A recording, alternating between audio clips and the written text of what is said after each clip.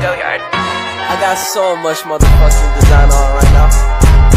Break it down, bring it back, make it clap. I got 3 old thoughts, new guap, where that thing, bitches on my line, and you know. Assalamualaikum warahmatullahi wabarakatuh.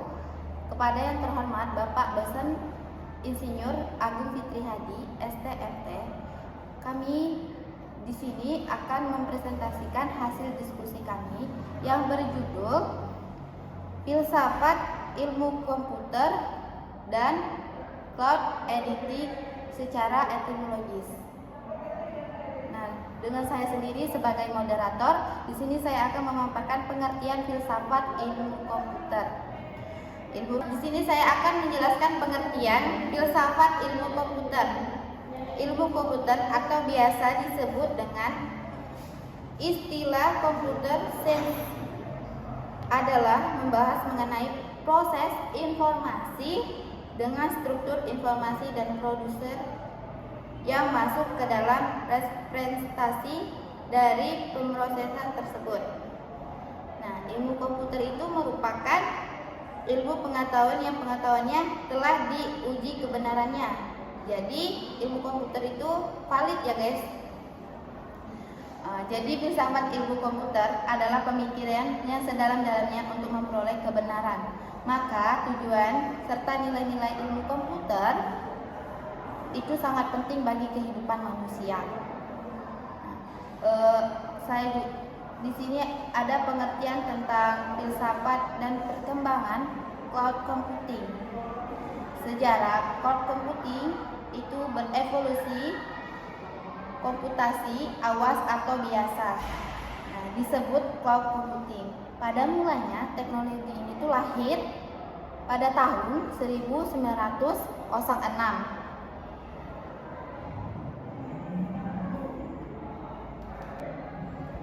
Time sharing dan multitasking yang menjadi fitur umum pada sistem operasi dewasa ini merupakan fasilitas utama yang memungkinkan terciptanya teknologi cloud computing. Nah, pada tahun 1980 dan 1990 merupakan lahirnya perusahaan-perusahaan yang menciptakan mainframe besar dan komputer secara skala kecil. Jadi pada tahun itu sudah mulai ada perusahaan-perusahaan yang menciptakan komputer dalam skala kecil.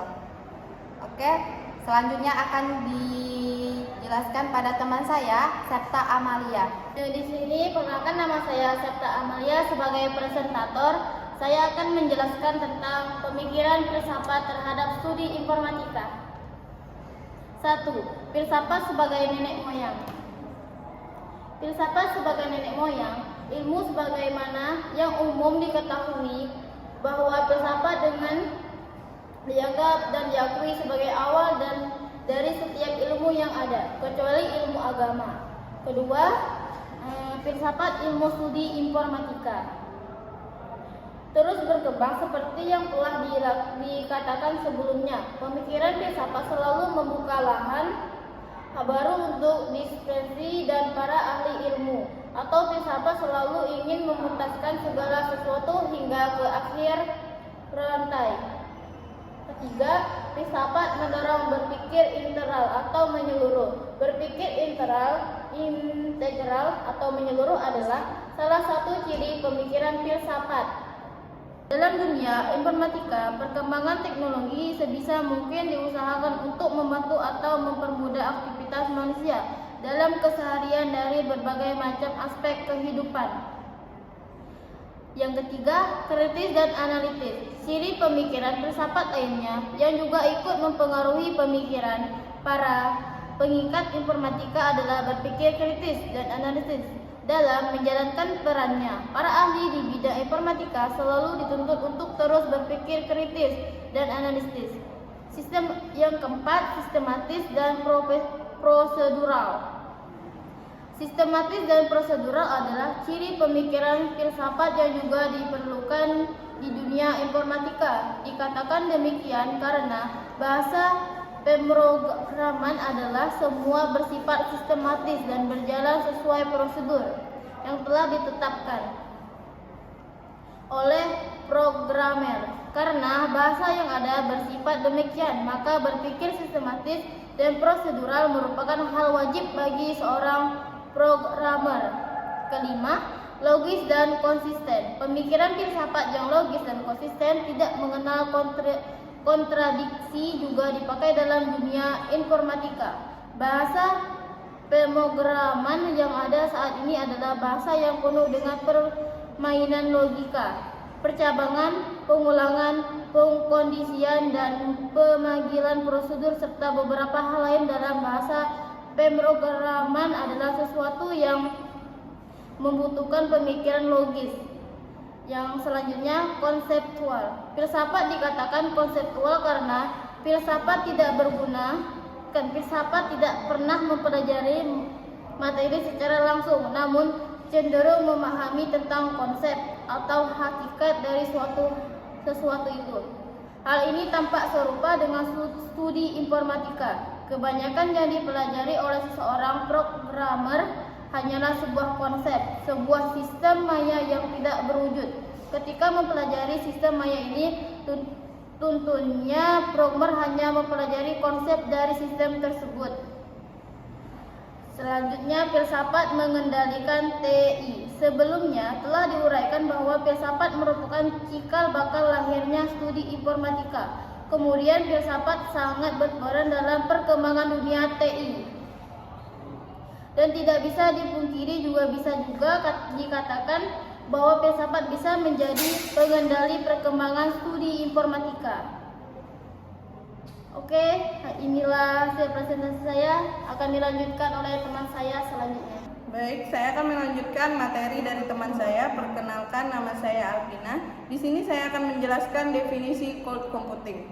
Cloud computing sebagai sebuah model yang memungkinkan adanya pengguna sumber daya secara bersama-sama dan mudah, menyediakan jaringan yang mudah akses di mana saja, dan dapat juga dikonfigurasikan layanan-layanan yang digunakan sesuai keperluan. Layanan pada cloud computing dapat disediakan dengan cepat dan meminimalisir interaksi dengan penyedia layanan provider cloud computing. Dengan saya Rosa Sapetri akan melanjutkan materi dari teman saya, studi literatur. Metode literatur adalah salah satu teknik mengumpulkan data yang digunakan dalam metodologi penelitian dalam menelusuri data historis. Literatur merupakan catatan peristiwa yang sudah berlalu, yang berbentuk tulisan, gambar, dan karya-karya monumental dari seseorang. Metode atau studi literatur pada awalnya jarang digunakan, bahkan diperhatikan dalam metodologi penelitian kualitatif. Metode literatur saat ini menjadi salah satu bagian yang penting dan tak terpisahkan dalam metodologi penelitian kualitatif, khususnya yang berhubungan dengan teknologi ilmu komputer. Baiklah, saya Novel Lestari akan melanjutkan materi dari teman saya tadi, yaitu perkembangan cloud computing.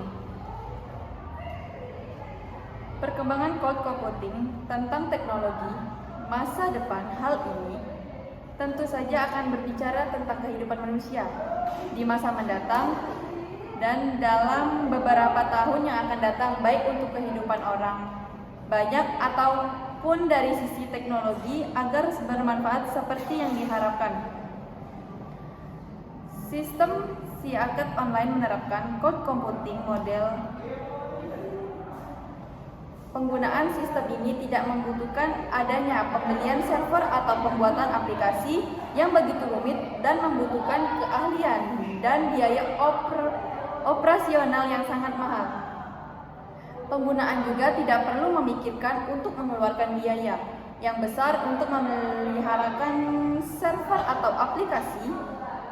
Cukup ada koneksi internet, kita sudah bisa masuk ke SIAKET online tersebut. Dengan demikian, Penerapan cloud computing dapat dijadikan sebagai salah satu solusi bagi institusi pendidikan untuk meningkatkan mutu pendidikan dengan biaya yang murah, tapi bukan murahan. Dan saya sendiri bangga dengan Ershad School yang sudah menerapkan teknologi ini untuk mengembangkan TI di Indonesia. Dari beberapa pemanfaatan cloud computing untuk masa depan di atas yang sudah saya sebutkan, tentu saja kita sadar akan pentingnya belajar di dunia TI, di dunia IT,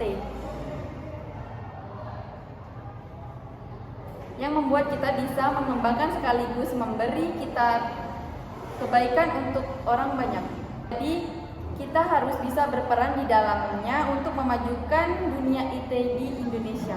Dalam model penggelaran e-government mempunyai 4 tingkat level, mulai dari yang paling dasar atau sederhana, yaitu publikasi informasi lewat website, menyediakan interaksi sederhana, menyediakan layanan terintegrasi, mengintegrasikan layanan antar kantor pemerintah. Pemanfaatan cloud computing untuk struktur dan pariwisata.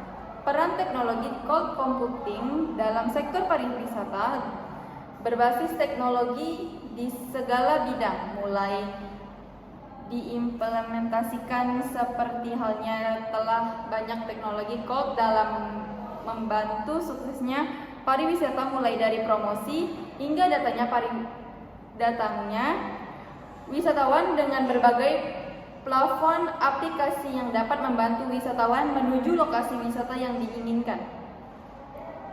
Yang kedua, filsafat cloud computing. Filsafat cloud computing dengan filosofi di mana komputasi awan atau dalam bahasa Inggris cloud computing adalah penggabungan dari pemanfaatan teknologi ilmu komputer atau komputasi, dan dalam pengembangannya komputer berbasis internet dengan filosofi awan atau cloud adalah filosofi metafora dari internet, sebagaimana awan yang sering digambarkan di diagram jaringan komputer. Cloud computing adalah suatu ilmu komputasi atau sebuah metode komputasi di mana kapabilitas tentang teknologi informasi tersaji sebagai suatu layanan, sehingga pengguna dapat mengakses lewat internet tanpa mengetahui apa yang ada di dalamnya, yang mempunyai kendali terhadap sebuah infrastruktur teknologi yang dapat membantunya. Cloud computing adalah suatu paradigma di mana informasi secara permanen dapat tersimpan di server internet dan tersimpan secara sementara di komputer pengguna, termasuk di dalamnya adalah desktop komputer, tablet, notebook, komputer, tembok, sensor, monitor, dan lainnya. Baiklah, materi selanjutnya akan disampaikan oleh teman saya. Jadi kesimpulannya adalah filsafat ilmu cloud computing sebagai teknologi kemajuan komputer masa kini dan masa depan. Perkembangan teknologi cloud komputer sangat diperlukan saat ini melihat dari perkembangannya teknologi ilmu komputer di segala sisi yang berlomba-lomba dalam menciptakan inovasi agar dapat memberikan manfaat positif bagi kehidupan manusia, memberikan banyak kemudahan serta berbagai cara baru dalam melakukan aktivitas manusia. Baiklah, sekian presentasi dari kami. Jika ada salah kata atau kalimat, kami mohon maaf. Kepada Allah kami mohon ampun. Saya akhiri. Wassalamualaikum warahmatullahi wabarakatuh. Make it clap, I got 3 old thoughts, new block.